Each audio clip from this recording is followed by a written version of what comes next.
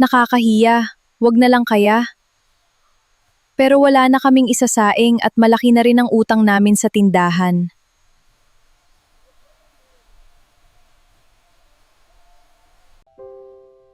Mama? Mama, nasaan ka? Gising na ako, Mama. Ma, gising na po ako. Gusto mo? Oo.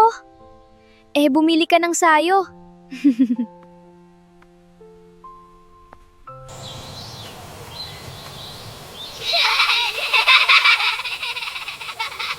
Hindi pa rin ba nagpapadala si Kael?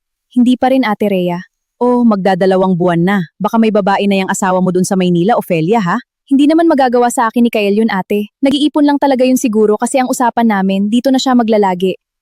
Sige, ate. Maraming salamat dito. Pangako, pag nagpadala si Kael, babayaran ko agad ito. O sige, mag-ingat ka pa uwi.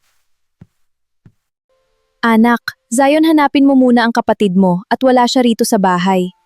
At magsasaing pa ako para may maagahan tayo.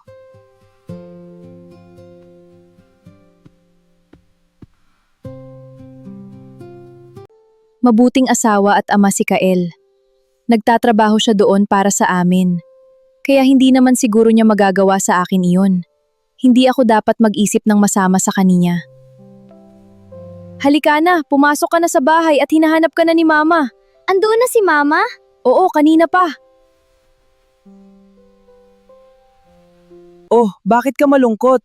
Namimiss ko lang si Papa. Malapit na yun umuwi si Papa. Talaga, kuya?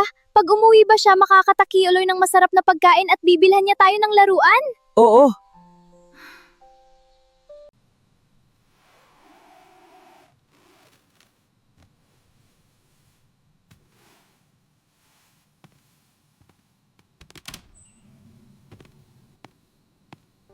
Sige na, alis na ako. Pagpatuloy natin ito pagbalik ko. Sige, mag-ingat ka ha. Bumalik ka dahil kapag hindi ako mismong susugod doon sa lugar ninyo. Sige.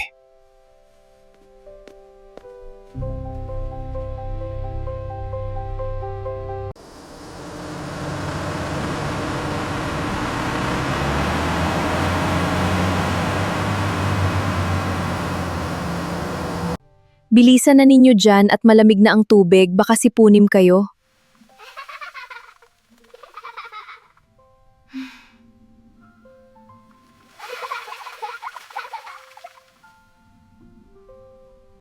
Mama, pag-uwi ni Papa, punta tayo sa bayan ha? Gusto ko pong bumili ng ice pop, popcorn at laruan. Aba anak, ang dami mo naman natang ipinapabili sa Papa mo. Ako rin ma, gusto ko rin noon. Sige, tatawagan natin si Papa. Yay, salamat Mama!